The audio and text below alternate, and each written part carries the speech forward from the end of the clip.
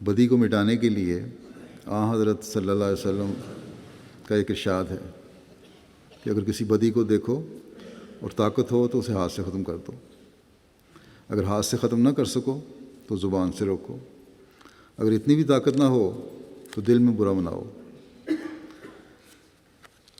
بس احمدی معاشرے میں بھی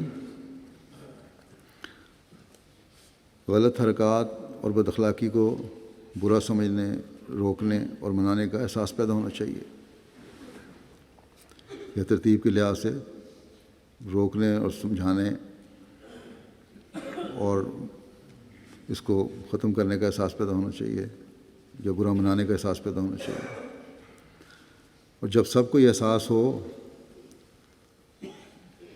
تو چند ایک بھی پھر اخلاق سے نہیں گرتے، پھر ہر ایک اپنا معیار اونچا کرنے کی کوشش کرتا ہے۔ کسی ظالم کا ہمیں ساتھ نہیں دینا چاہیے،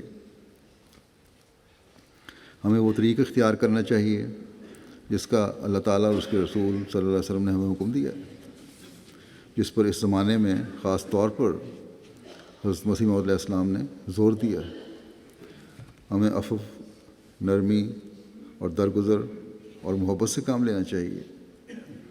اگر کسی کو ظلم کرتا دیکھیں تو سمجھیں کہ اس نے مظلوم پر حملہ نہیں کیا بلکہ ہم پر حملہ کیا ہے، بلکہ اس سے بھی بڑھ کر حضرت مسیح موعود علیہ السلام پر حملہ کیا ہے، کیونکہ جس کام کے لیے آپ مبعوث ہوئے تھے اس نے اس کی تحقیر کی ہے۔ بس ایسے حملہ آوروں کو روکنا ہمارا کام ہے۔ ہاتھ سے نہیں روک سکتے تو زبان سے روکیں، دل میں برا منائیں اور مظلوم کے ظالم سے بچنے کے لیے دعائیں کریں۔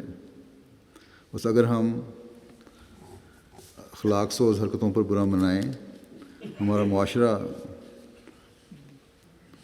برا منائے، تو خود بخود یہ ظلم اور یہ حرکتیں ختم ہو جائیں گی ہم میں سے۔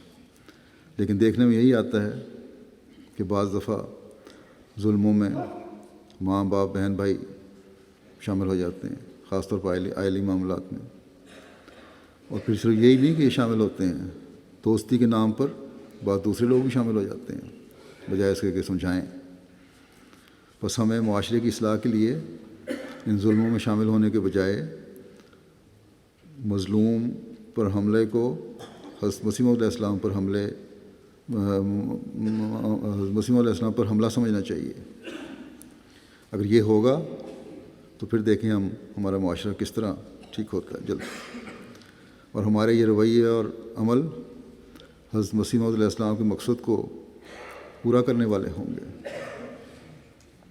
اللہ کرے کہ ہم عبادتوں کے ساتھ اعلیٰ اخلاق کے نمونے بھی قائم کرنے والے اور قائم کروانے والے ہوں، نہ کہ جھگڑوں اور فسادوں میں پڑھ کر حضرت مسیح موعود علیہ السلام کو بدنام کرنے والے۔ اللہ تعالی ہمیں ہر قسم کی نفسانیت سے بچائے۔